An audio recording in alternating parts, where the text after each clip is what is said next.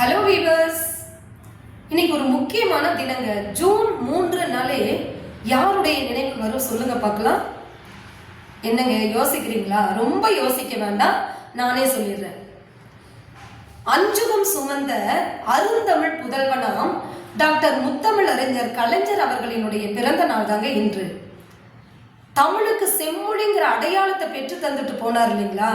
அப்படிப்பட்டவருடைய பிறந்த நாளை தமிழர்களாக பிறந்த ஒவ்வொருவரும் நாம் நினைத்து பார்க்க வேண்டும் இல்லையா?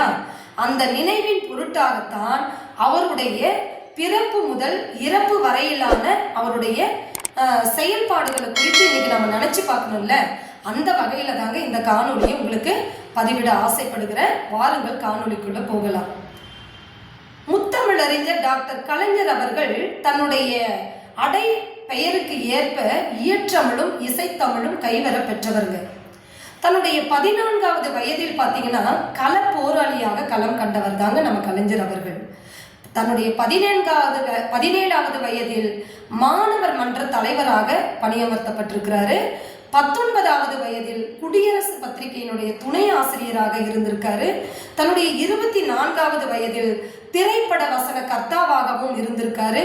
26வது வயதில் திராவிட முன்னேற்ற கழக செயலாளராக அமர்த்தப்பட்டிருக்கிறாரு. 28வது வயதில் தமிழ் திரை உலகின் ஸ்கிரீன் பிளே ரைட்டர் என்று சொல்லக்கூடிய அந்த பணியில செயல்பட்டிருக்கிறாரு.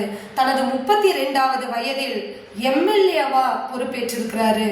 42வது வயதில் பொதுப்பணித்துறை அமைச்சராக இருந்திருக்கிறாரு.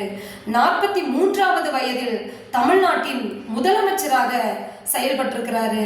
48வது வயதில் குடியரசுத் தலைவருக்கு இவருடைய பெயர் பரிசீலனை செய்யப்பட்டிருக்கு.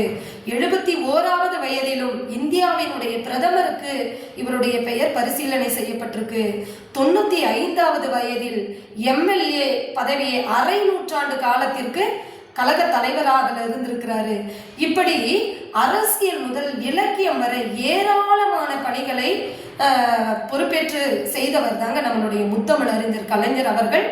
இலக்கியத்திற்கு அவர் கட்டுரை, கதை, கவிதை, சிறுகதை, நாடகம் என்று அவர் தொடாத துறைகளே இல்லைங்க. இதை குறித்து நான் காணொலியா உங்களுக்கு பதிவிடுறேன்.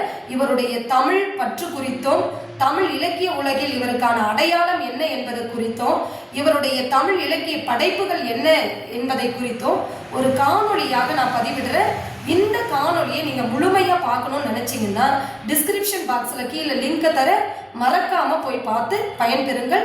வாழ்க தமிழ், வளர்க தமிழ். நன்றி.